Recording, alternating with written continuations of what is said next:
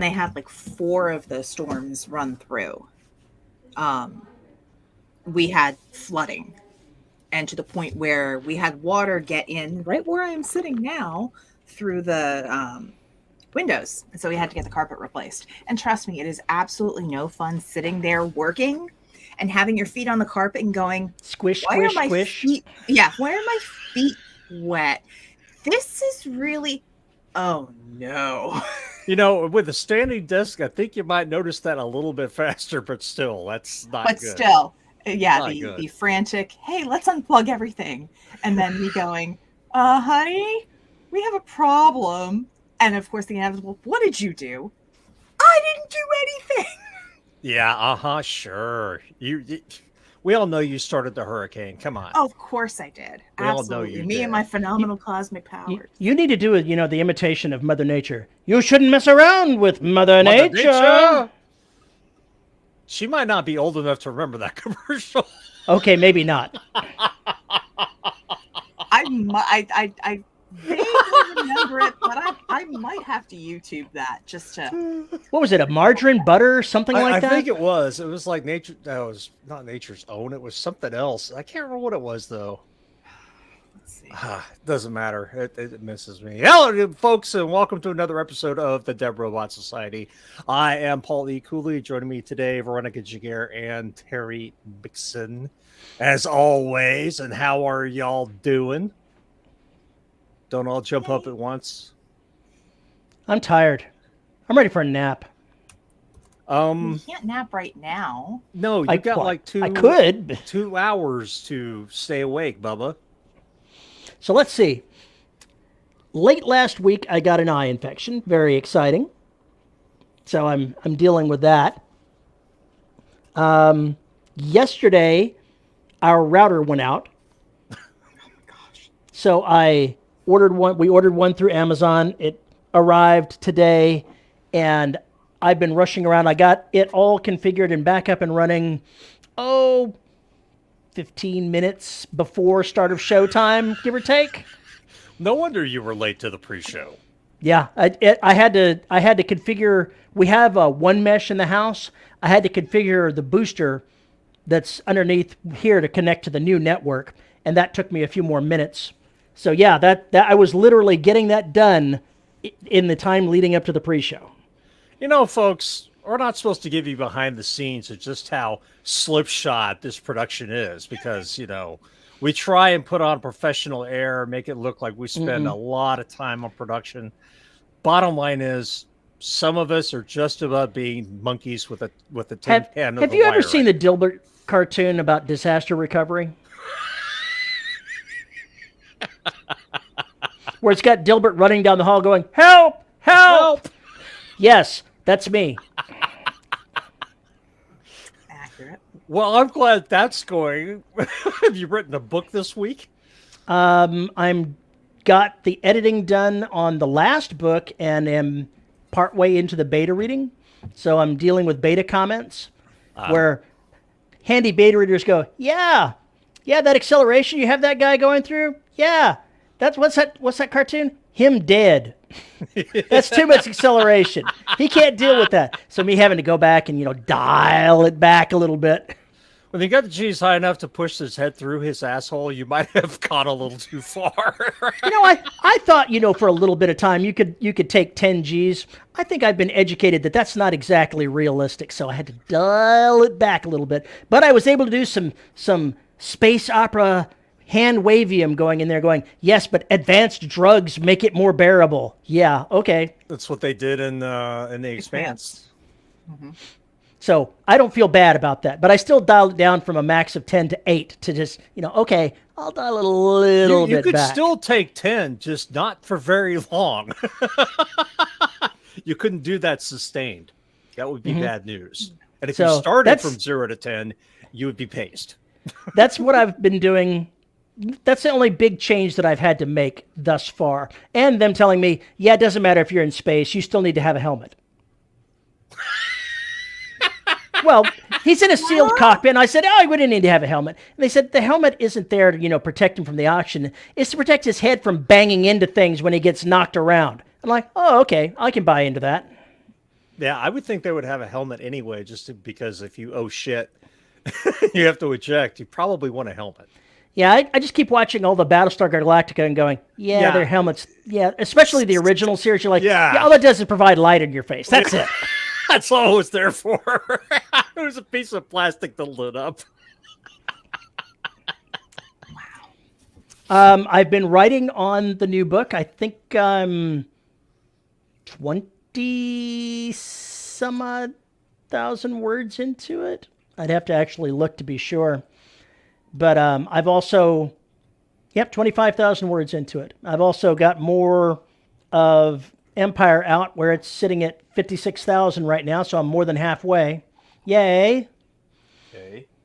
Woohoo. So busy. Things keep going.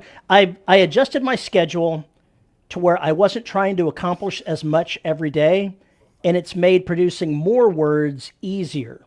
So dialing back what I was trying to accomplish every day by maybe about 1,000 words has made my life more productive rather than less. Go figure. I think that actually makes sense, because we talked about that once upon a time. If you achieve your smaller goal, you're more likely to continue. If you miss your longer goal, you're more likely to beat yourself up and actually cause some problems. It's not actually that, though. What it is rather than trying to hit 5,000 words every day, I said I'm going to be hitting a chapter every day. And that's been averaging about 4,000 words. And I've been hitting more days where I'm writing rather than days where I'm not writing. So it's not that I'm producing more, because when I hit the chapter end, I stop. I'm done. So I'm not producing more, but it's being more productive because I have fewer down days. Right. Okay, it makes sense. So you're just basically wearing yourself out once you go above 4K. Yeah, and it's amazing how much other stuff I can get accomplished. Now I feel like I'm not living here in my writing room and I'm getting things done. So this is good. Wish I had a writing room. I have my everything room. What about you, V? What's going on with you? So by the way, the don't mess with the it's not nice to fool Mother Nature ad. That is from November 1972, which is indeed before my time. For chiffon butter. Chiffon butter. So I am clearly a little 1972. 1972. I wonder how fucking often. I was 2 years old when that shit came. Not even 2 well, years old. I'm sure that it came out in reruns. Not in reruns, but it may have came out, but it still went on for a good long while. So you did get a chance to see it. Wow. But so that's I for some reason I associate it with Bob Barker and The Price is Right. Could be. No, trust me, that the lady standing there is not Bob Barker. No. While watching The Price is Right, the commercial airing during Price is Right. Oh yeah, I totally get that. Okay, so beyond that, it's been back to school week, so I've been running between here and school and the bowling alley, and trying to juggle everything and going to way too many meetings to meet with teachers and get things set up, and getting back into recording now that I have full range of motion. Ow, okay, that hurts a little. You shouldn't. No bragging, and then moving your arm around. That's not a good look. I was weeding outside this morning too, because our yard, not only has it been hotter than Hades here, like in much of the southern US, we've also had torrential downpours almost every day with lightning and craziness. So I mentioned to Paul before the show started that the only thing that could have improved the lawn, aside from 2 hours of mowing and weeding and weed whacking, would have been to put my eldest child's car up on cinder blocks in the front.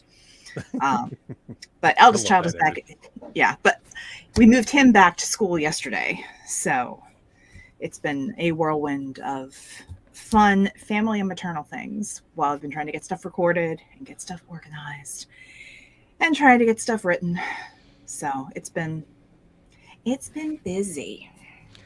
I haven't had to deal with kids going to school in a long time, for which I Trying am to deal with dearly the cats, grateful. but the cats going to school. That's been a whole nother issue.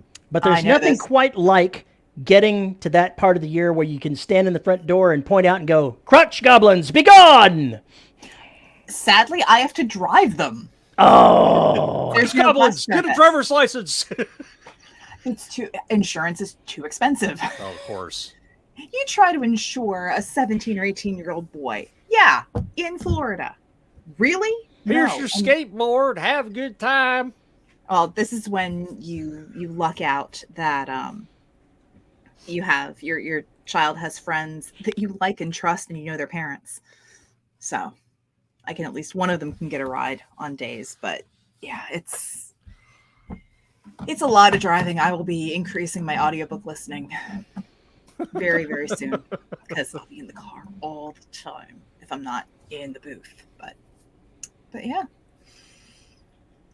And what else? That's really it. Wow. You're no fun. I haven't had time to have any fun. It's been busy. Unless you call, like, making grocery lists and talking to teachers and going, "Hi, so that one redheaded child who you have in your class for this period, you have them 2 periods later, and they belong to me. So if anything goes wrong, let me know." And luckily I get the, "Oh my gosh, she is wonderful." I'm like, "Great, I'm glad they behave for you." Oh, damn. That sounded bitter. So bitter. It is a classic thing that kids are more likely to, I don't want to say be oppositional, because that has a bunch of baggage with it, but they're more likely to express opinions and kind of, butt heads with you when they're comfortable. Mm-hmm. So that's great. But 2 teenagers in the house and all the sarcasm. Why? Why? Do you not remember when you were a teenager? Do you not remember how this works? My teenagerdom was a little bit different. Oh, that's right. You had nuns beating you. Never mind. No, it's not that I had nuns beating me. It's that I had 3 younger siblings under the age of 5. Oh, and so if I wasn't doing my homework, I was likely watching them babysitter. And helping them. Yeah. Just so like my wife. Look, a little bit different. But how are you? You haven't had to taxi creatures around? No taxiing creatures. I had planned on getting Neptune Scars published this quarter, but we couldn't come to agreement on terms, so that book will not be published this quarter. It will not be published at all for right now. So I'm we're going to publish an Ancient Trap Q4, and right now I'm ripping through the rest of the Black series, getting it ready for publication. And we'll go back to finishing up Extinction, so I can get all those puppies ready for publication for next year, get them all done, get them all ready for cover and layout, and I can start socking away the cash for paying for professional editing on 2 of them, or actually 3 of them, and cover design and all that crap. So just basically fucked up my schedule, but maybe that's okay.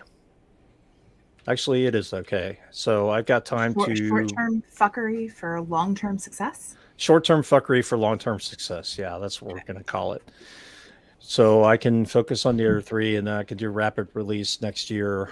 Hopefully get Extinction out by Q4. I think I'll probably do that in Q4, because then I can release it on a Black Friday. And also because I don't know how big it's going to be. Because I had the idea how to fix what I was going to fix, and it made the book bigger. So I have to go back and redo some things and chop a bunch of stuff, and because I have an idea how all this ends. So now I just need to write it.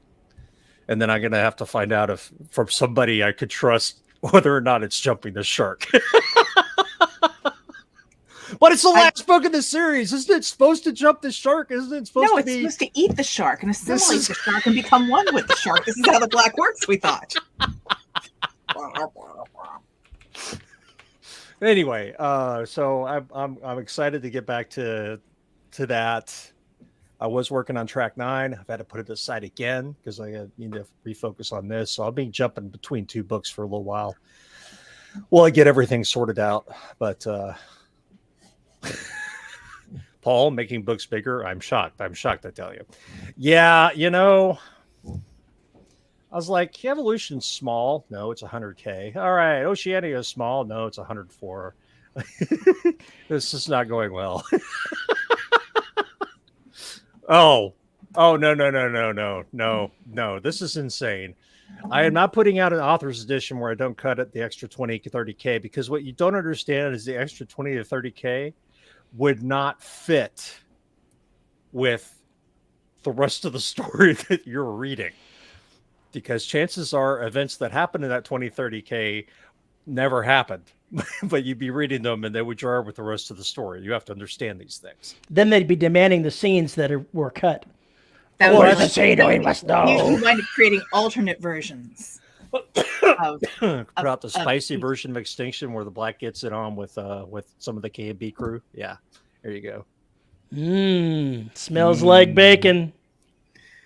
Ew. Tastes like bacon.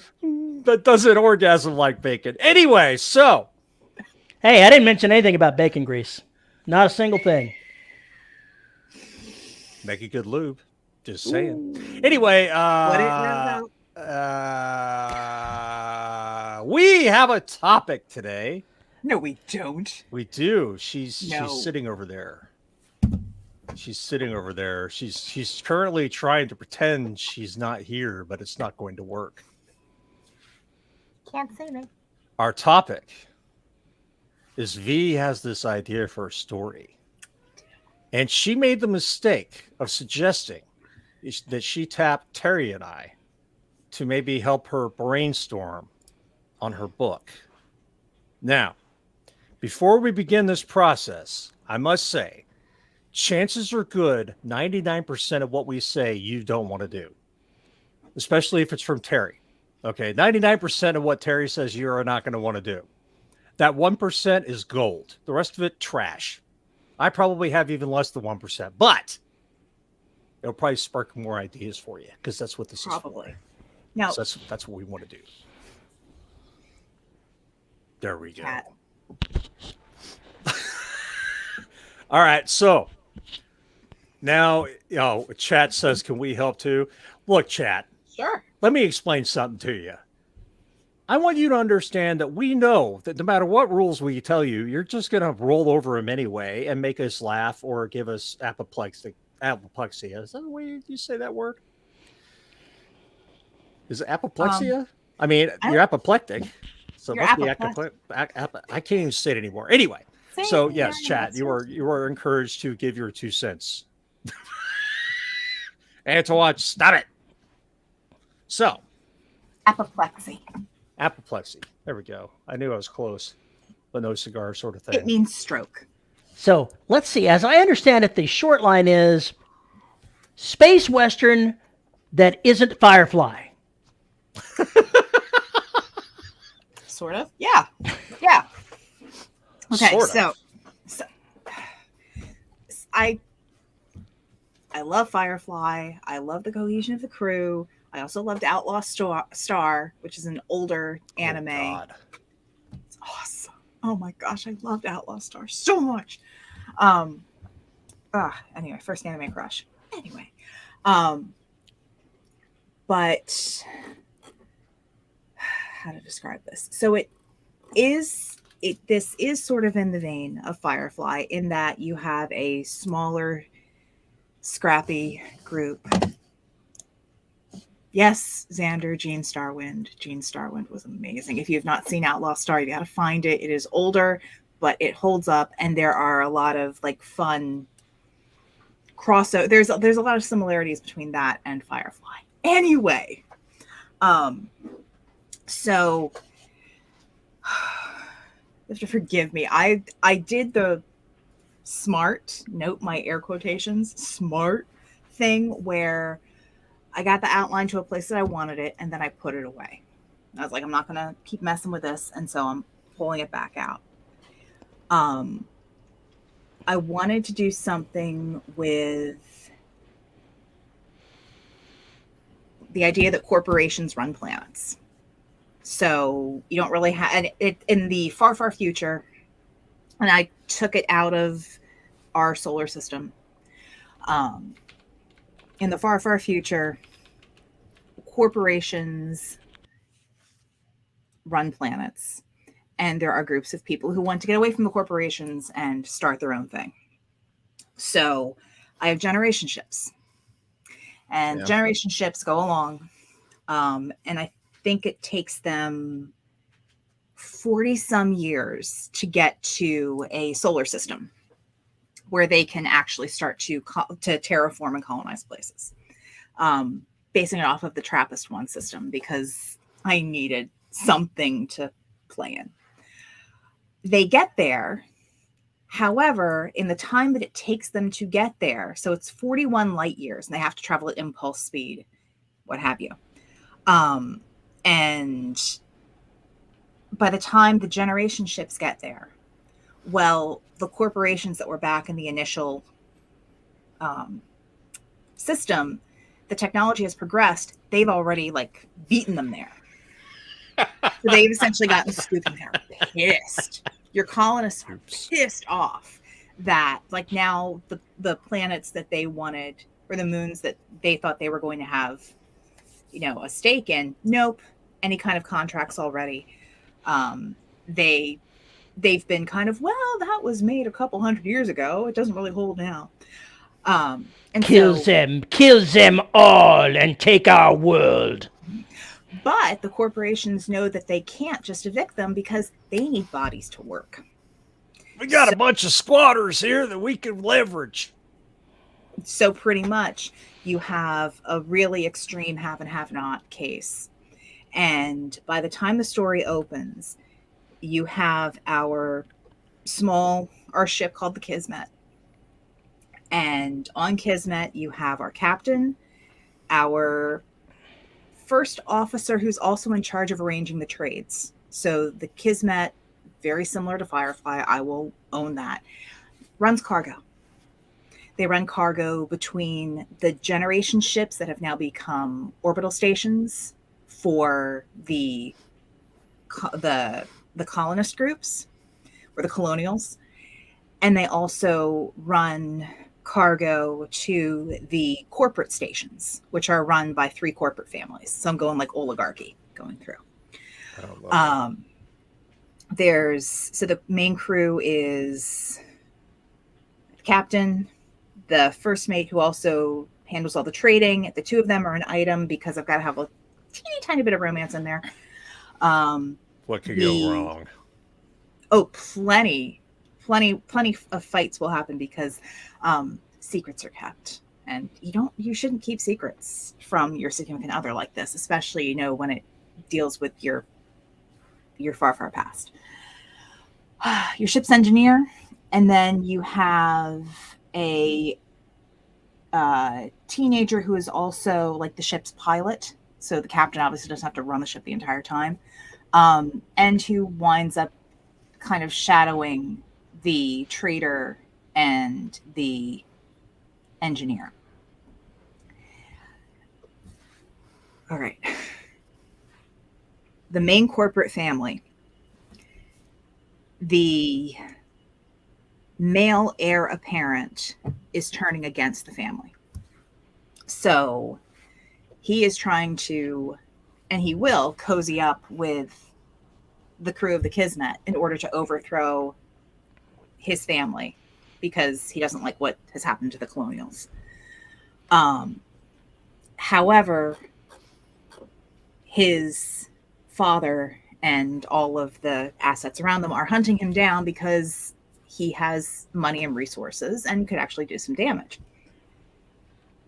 So the gist of it is that he wants the crew of the Kismet to help take down his family's influence in the system and make things more equitable for the colonials. And I'm probably explaining things really, really poorly. And by a lot of what I envision in it is you've got a couple different stations where they're trading things and they're trying to get information and make these connections, but they're always being chased. There are not exploding cows. However, I do have at least 2 mass casualty events planned where Mass casualty events. so I call those chapters. Yes, I know. But in order to get sorry, it's kind of like if I'm going with the Blake Snyder beat sheet, which I can't help but follow because it's kind of how I learned to put stuff together. Scroll, damn you, scroll. That is the loudest scroll wheel humankind has ever heard. My God. Yeah. She should have one with a crank on it. That's what it sounds like. It sounds like she's fishing or something. I am for my ideas. All right, so captain and first officer, they're at one of the generation ship orbitals. They wake up to the sound of emergency alarms. And the deal is they haven't stayed on the ship. They've stayed in apartments on the orbital. Because one of the other fun things that the captain says is, yeah, crew doesn't fraternize with each other on the ship. So she and her significant other can't do anything while they're on the ship. So we're going to have fun with that later. I told you, a little bit of romance. So they're in an apartment. That air shaft looks really inviting. No. So they grab their emergency gear, run into the corridor to head toward the docking spoke where all of the ships are docked. They meet up with a couple of their colleagues on their way there who said that there was an explosion. They get a message from the engineer who stayed on the ship that says the emergency's at a different docking spoke, but they haven't heard anything from their pilot, who the young kid, he was out running around. So they keep trying to reach the kid. When they get to the area where the explosion happened, the kid is hauling someone out of the debris. And it's like it's the only survivor from one of their comrades' other ships. And the deal is they figure that because what's insinuated is that the son of the corporate leader caused all this because he's actually a spy for them. And that's the issue that's going on. So yeah, I'm explaining things badly. Well, that's okay. My question is, I guess, you've been going on for about 5 or 6 minutes. Yeah, stop me, please. So you've got the world kind of set up at how you want to do this. So then the question is, you've got competing corporations, yes? Yeah. So they're competing corporations. They're all run by families. So I'm going with like an oligarchy sort of thing. So yes, there are technically there are 2 main competing families. So an uneasy truce. Do they have sub families that are going on? Have they made? There's 2 main ones, but there's splinters, and they're all allied with somebody, except for your bozos, who are basically they're free from both sides. Essentially, So those, right? so you've got your colonial group, right? Who came over on the generation ships. They're free agents, right? They're free agents. They don't want these big families. They want a whole bunch of smaller groups running. But they need work, which means they're going to have to end up doing some dirty jobs that sounds very Firefly. Unless they go to war saying our contract supersedes yours and we're going to kill you. Look, not everybody has that trigger, Bubba, and not everybody has that technology to pull that trigger. And it looks like there's a cat sitting on your shoulder. He's on the back of the I know it, but chair. It looks like he's perched on your shoulder. Mm-hmm. He's listening carefully so he can give advice. Oh, good. Good. Because feline advice is best advice.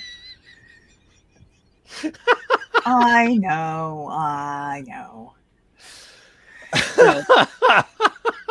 So the colonists, really, what are they feeling about this? They've been shafted over. Yes. Are they a simmering well of incipient revolution, or are they just going to bend over and take it? It is to the point. So there were 3 generation ships that arrived in the system in like 20-25 year intervals. And certain things happened that the corporations actually did because there was a big gap in technology. The colonists are upset that, their attempt to be free of all of this corporate overreach and big money didn't happen because technology put the corporations there, and first come first serve. They know that they're being used, and so a lot of people don't want any help from them. They figure they came over on the generation ships that they can be self-sufficient, and they want to be self-sufficient. There are some who are like, well, maybe there's the 3 families, one of them is not so bad,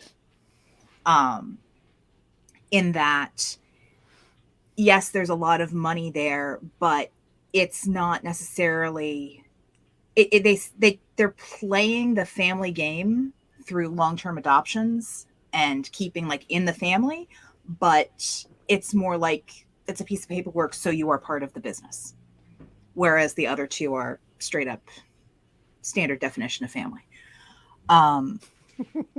As in mob family is what this sounds like. Yeah, it really is. It really is. Arranged marriages for the second book, the sequel to this, there is more of the, well, you screwed up. If you want to save your name, you better get your daughter to marry my kid over here to try and save face.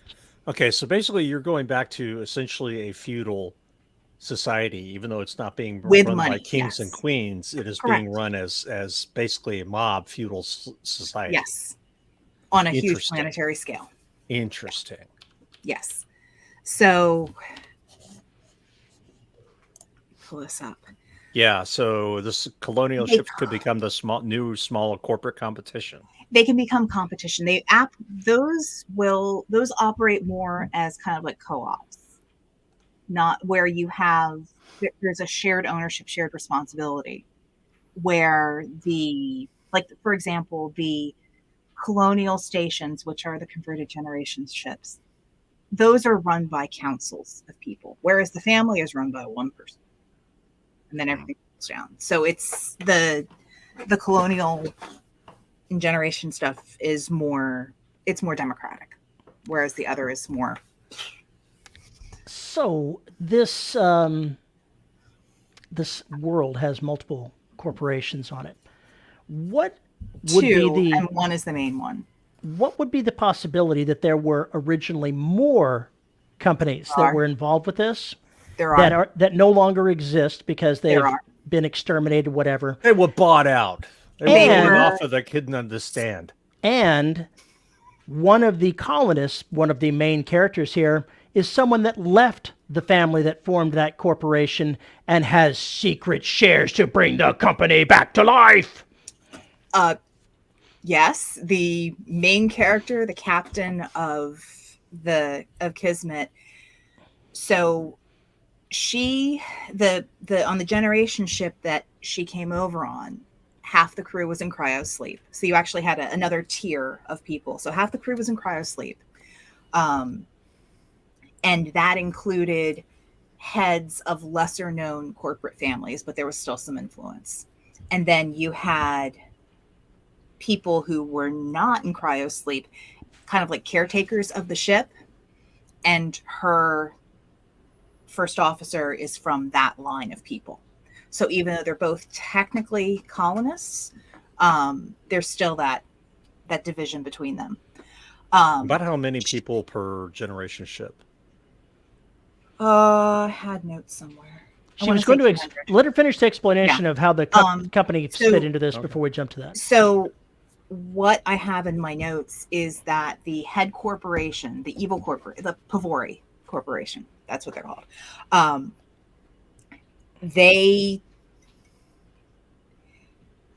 Because their warp technology, or FTL, their FTL technology was so far ahead, they were able to pretty much get into the systems for the generation ship and cause the cryosleep pod, the cryosleep systems to bug out. And on that particular generation ship, 90% of the people in cryosleep died because the systems failed, because the Pavori family corporation did it. Because that way they could kill off any potential competition, literally. And so she is saved when she comes out of cryosleep. Well, it wasn't her, it was her parents. So she comes out of cryosleep as a 5-year-old. And so she winds up living on the ship with, a foster family, essentially. She is the last, so she's the surviving member of another smaller corporate family. She doesn't know it. No one tells her that because they figure it's probably better that she doesn't know that, she's the last remaining one, because that just paints another target on her back. So she grows up to the point where she's in her late 30s, early 40s when the story starts. She has no idea. The only one who knows, it's her significant other. The one of the things you might use something in that is a bit of corporate stuff that has been used before in various novels. That her parents could have been in possession of grade A voting shares for the FTL Corporation, and maybe those could come into play now in a corporate give or take situation where they try to overturn the board, that kind of thing. So having that block of shares with a valid voter may have been what they were trying to kill off, not just the corporate leaders, but the people that owned a share of their own company that could then be used against them. Okay.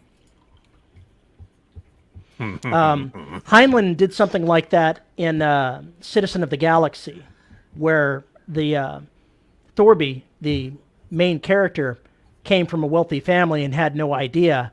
And the last part of the book is the corporate game to take over the corporation that his parents had left him, that someone else had taken over from him. So it's always a good thing to use the corporate nonsense against the corporates. That plays in with that kind of story. It also plays in with the disgruntled oligarchical heir that you're talking about. Yes. Because he could have discovered that as a weapon, but he could also decide, here's another wrinkle you might want to consider, and it may not end up this way, but he could also decide at the beginning that he's going to use these people. And he's going to lie and abuse and do whatever he needs to do to get what he wants at the very beginning of this. He may not treat them very well. He may set them up to be in some really damaging, dangerous places, and then slowly come to grips and then actually need them. So he could have used them for multiple jobs and gotten them in a lot of trouble in the process. So just something to consider there. Okay. Okay, so I saw JR had some good questions here because world building. So one of the questions was, how long were the generation ships en route? My generation ships run, the one that the main character was Charlie. I'll throw the names there. The one that she was on and her first in command, his family, that was en route for 175 years. That includes time to have the cryostasis fail. So they would actually have to stop and then get back up to where they're going. The other two generation ships, wrong mouse, 82, 165 years, and I think 167 years. And then in my timeline, I also have the possibility of a fourth generation ship that was assumed lost, but manages to come into the system at the end of this first book, so that there's a whole other group to come in, but it might be for a third book. So yeah. Worry about the first one. Yeah. So her significant other, Her significant other is he's the organizer behind the colonists' resistance. He is the information sharer.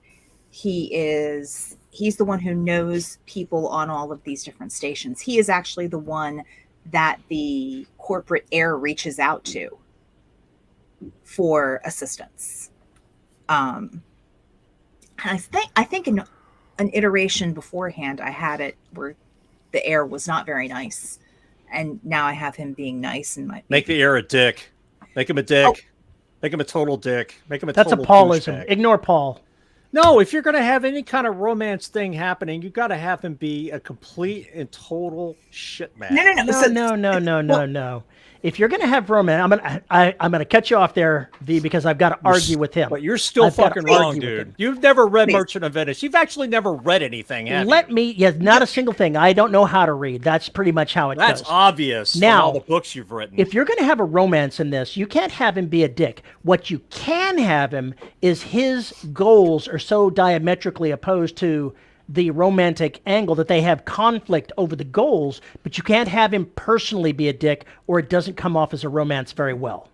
I disagree. That's why you don't write romance, you bacon grease. No, I'll tell you why I disagree. To tell you why I disagree, because there is an evolution going forward. The other thing is, depends on whether or not this person has a POV. He does. So there are three POVs. Then he can be a dick outward, even though he's not necessarily inward, and that can slowly change things around. There's a lot of different stuff you have there that can go on. But if you're talking about a series, that evolution is probably going to be better to take place over several books. If it's just a single, then it is a situation I would revisit. I don't think that you should make him a dick. You might want to make him more centered on his ideas in the beginning and a little bit more difficult to deal with, but you can't make him an ass or it will not work from a romantic angle. Make him an ass. Her romantic angle is between the main character and the significant other. That's what she said. That's the main romance. For the first book, that's where it is, because that's where the whole... Make him a dick. Well, no, because the person... So in the catalyst moment where there's that explosion and the pilot rescue someone from the ship, the person that they rescue, she joins the crew as their engineering training and medical expert. My plan was to have her and the corporate heir get together in the second book. However, the problem there is that you have someone who has lived a life of extreme privilege, even if he says he's on the side of the colonials, who just, because of a lack of life experience, he's not going to get where they're coming from. And so a lot of the challenges and the conflict is going to come up because of sheer ignorance. Mm-hmm. His ignorance, and that's going to drive a bunch of it. So he's not going to mean to be a dick, but he's going to do and say things that are going to totally come off as dick moves. There we go. He literally will not know any better and will have to be corrected. Terry just has no imagination. Terry just has no imagination. What she just said is close to what I said, not you. No. You lose. No. Monkey boy. Yeah. So what are you looking for from us? What is it you need help with? So so the challenges that I always have are, one, is this feasible? Is it sellable? Which should I write about superheroes punching space Nazis. What do I know about selling stuff? Apparently more than me. That sounds like great marketing. Yeah. The other thing is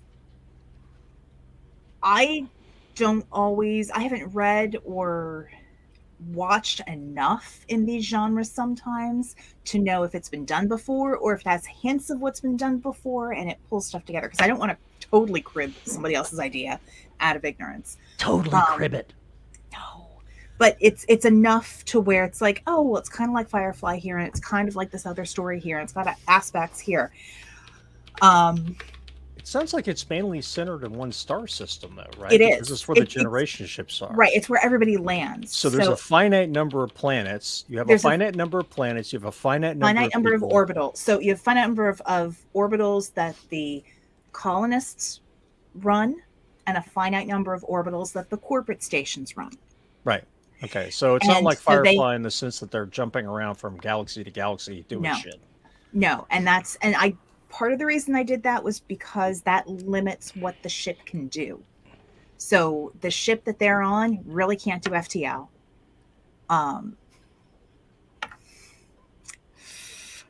How do I know that I am right? The fact that J.R. Handley disagrees with me makes me right. He's quoting Billy Madison, which is an Adam Sandler movie. Which proves Perry's point. If I believe the main romantic interest in there is named Veronica. How do I know this? Because I once assigned that movie as an extra credit assignment for one of my study classes. Just when he put that up there, I thought, what would be the pitch deck card on this? I thought about bringing out the pitch deck cards and using those for suggestions here, but I resisted the urge. You could. I mean, Can we get more furries in this? No, there are no. The idea of like how many rules you can break. I figure I hand waved some of the cryostasis stuff. The planet had indigenous animals that are little pets, and one of the people has one of them, and it acts like a Quazorda house cat eating vermin. Now I actually have to get them on the planet because none of the planets have been terraformed. Oh, well, shit. It took too long.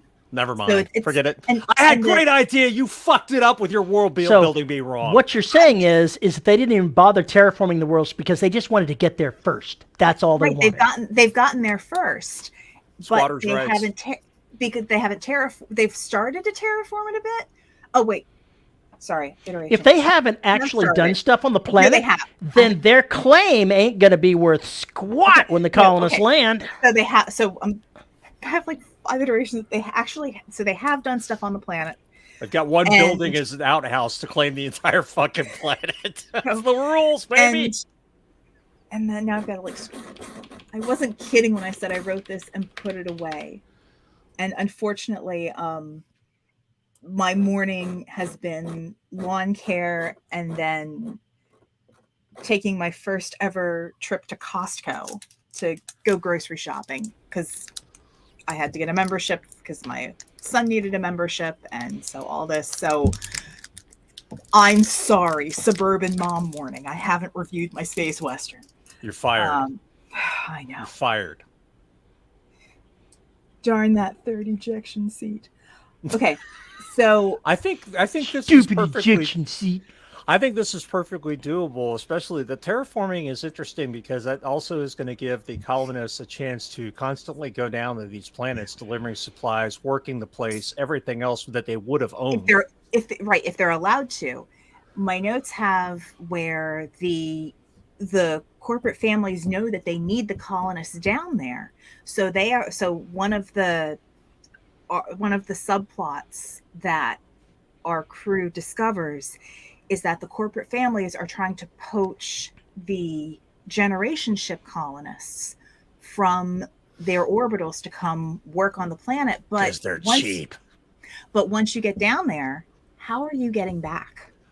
Indentured servitude, like Tim exactly. So so that's the whole thing. It's a whole bit of indentured servitude where they have to stay down there. And once they're down there, the corporations can treat them however they wish. And so that would never happen. That is so incredibly unrealistic. I can't believe you would put something like that together. See Peter F. Hamilton's Night's Dawn trilogy. It sounds like you've got a lot of really good ingredients there. Yeah. Just wait till I tell you about the name dropping. But oh no. Oh yeah. But I'll save that for the After Dark. AI does not play into this, Antoine. No, there really is no AI. And the reason that I do that because one, do we need to get me on my AI soapbox again? Really? But I didn't want to do too many. I didn't want to do too much. I have a tendency to like really, really complicate stuff. And I needed to limit it. Now, full disclosure, this particular story idea topic, I have attempted to like go through and write with these characters and some kind of similar premise for about 6 years. I actually got 50,000 words into something like this in 2017, but my Surface decided to brick in December, and I lost all but I think 15,000 words of it. So it's so what I say whenever something like that happens is, all right, the ideas are still in my head. Whatever is good and remains, I'll be able to regurgitate and put on the page. Whatever doesn't stay, it probably sucked. And that's why it's not hanging around. So I'm going to make it better. One of the things that you could do, since we're running short on time for this particular segment, is that since these are all colonists, the ones that are frozen, you can have just about anybody you would like to be in there if you need to pull some little trick out of your pocket. Say you've got a group that is labeled as colony security that is coming along to help provide security for the colony. Maybe they're ex-military, special forces, dirty black ops types that are more than capable of, planting bombs and causing mayhem that would be good to use. You've also got those to work as false flag operations. You've got that as infighting between the families. You've got that infighting between sub-families or the vultures who are trying to take the place. I was thinking of one of the big families could try to blow out the hull on the orbital where that smaller family lives and try to blame it on the colonists. Right. You've got so many. There's all kinds of pieces here. This having a relatively stable environment with these families in kind of a stasis with one another. Introducing the new player is going to upset everything, and it's going to cause people that think this is an opportunity. Boom, let's act. Let's do something, and we'll blame it on the new guys. And then you also have a deal where the other family could be trying to make sure that it's known that that family did it. So you've got a lot of different crazy things that can go on just with a single plot, just a simple bomb, so to speak, being blamed on one set of characters, and that's your kickoff to everything right there. Maybe a targeted assassination. Poof. Ooh. The head of one family down. The blame finger gets pointed around. Lots of shot chaos. Came from your ship. Yes, I do have. I'm pretty sure I have something in there with them trying to. There's a point at which they say that the main character's ship kidnapped the heir apparent, and they're evil, and they're going to kill him when the minute he gets back with his family. The family kills him. Yeah, actually, my part of the finale is that the Godfather, the head of the family, needs, since his son is not going to be the heir apparent, his daughter is going to be the heir apparent. She really wants no part in this, but the dad leaves the son and the daughter's security in one room with the expectation and the instructions to the security that the daughter has to kill her brother. Have you watched the series Happy? No. Oh, yes, you need to. You need to. You really fucking I've been watching to. Lower Decks. No. Fuck that. Watch Happy. You're talking about mobs and all this other stuff. You need to watch Happy. I do watch. I mean, like no. You don't understand what I'm talking about until you see the first episode of Happy. The first two episodes. They've got the guy from Law and Order is the main character. Everybody's on Law and Order. Oh God, was Maloney? What is his name? I don't know. I know him from Oz. That's where I first saw him, was in Oz. He's the male detective on a bunch of the Law and Order On stuff. SVU, I think. Anyway, SVU, and his he name's is- Maloney or something like that. But he's whack job crazy. Oh my God! You just snorting cocaine, drinking, having a heart attack every 5 minutes. Absolutely fucking off the hook. And seeing this imaginary rabbit who's telling him shit to do. It's absolutely insane. Okay, all right. Then I have heard of it. Yeah, I've talked about it before. I think you need to watch that because it might give you some ideas for some of the stupid things your inbred oligarchs could do. Okay, and JR, they're in waste disposal. Okay, but I will say, from personal experience and along one side of my family tree, they're businessmen and they deal in bookkeeping. And I just know it is bookkeeping, and that was good enough for the nuns when they interviewed my great aunt to go to the convent and met some of those nice businessmen at the house. So yeah, I was shocked when I found out when we were visiting my grandparents one summer and my mom ran into one of her cousins, and I'm like, who is this weird little short guy with a cigar? I've never seen him in any of the family stuff. And my mom goes, oh, that's my cousin Tommy. Keep in mind, he's in like South Jersey. Oh, why was his name Vinny? That would have been perfect. My cousin Vinny. Irish Italian.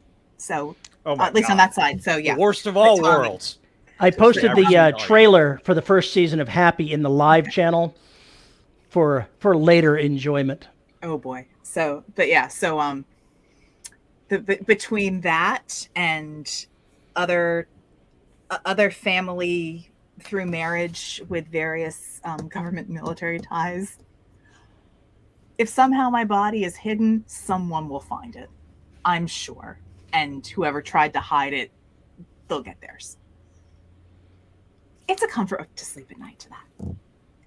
Well, on that note, if you want to talk about Veronica's corpse, you can send an email to show@deadrobotsociety.com. You can. Oh, no. If you want to tell us where they're going to hide her body, that's what you need to do. No. You don't want to tell them that. You want to make it. It needs to be a scavenger hunt, man.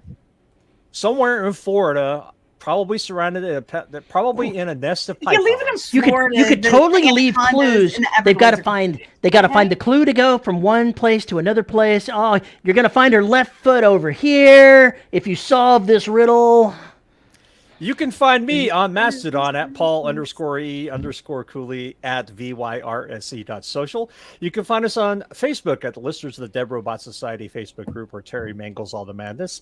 You can find us on YouTube at youtube.com/DRS podcast to see way too damned many cats and whatever haircut of the month I have. And if you want to support the show, you can find us at patreon.com/DRS podcast and buymeacoffee.com/DRS podcast, where for as little as $1 a month, you get access to exclusive content like DRS After Dark, which is coming up, which is where we talk about how we can make this space western spicy. Oh no, that's where the deck comes out and we start trying to figure out how we're going to suggest changes. Oh no. Oh, that's even better. And at the $10 label. At the $10 level, you get your name read. And our $10 patrons are Tony L. Joy, Isabel Cushy, and Tim Niederreiter. Thank you to all of our $10 patrons for making the show possible. And one last thing we got to do is to admit we are caffeine junkies, and we get ours from corpsecoffee.com. Visit corpsecoffee.com. Check out their array of boutique teas, their coffees, and their wonderfully weird webcomic. Visit corpsecoffee.com and get the dead in your cup. Ask for the Veronica blend. The Veronica blend. Oh my God. Extra spicy and sarcastic. I would love to have market an M2 coffee. I think that would be awesome. I'd also like to have somebody make an M2 coffee stout. That would be beautiful. That would be. Man, I knew somebody was going to say that. Ask Mistress V. Last week. Don't know what you're talking about. You're going to have to go to the previous episode because damn. JR's like, what's that mean? Oh, JR, you poor dear child. You missed out. I did. I wasted it? Yeah, well, I didn't quite waste it. I didn't quite waste it. That's why I tried to pull the end there real quick. Pull the end. Yeah, I don't think you should be pulling anything because that never ends well for you, Paul. Yoink. Is it better when I push? I don't feel qualified to answer that question. Then how the fuck would you know what happens when I pull? We could ask your wife. Oh, like she'd know. All right. With that, we are going to get out of here. Have a great week. Thank you for coming in and listening to us babble and chiming in. It was a lot of fun. So y'all be good, and we'll see you next week. Later.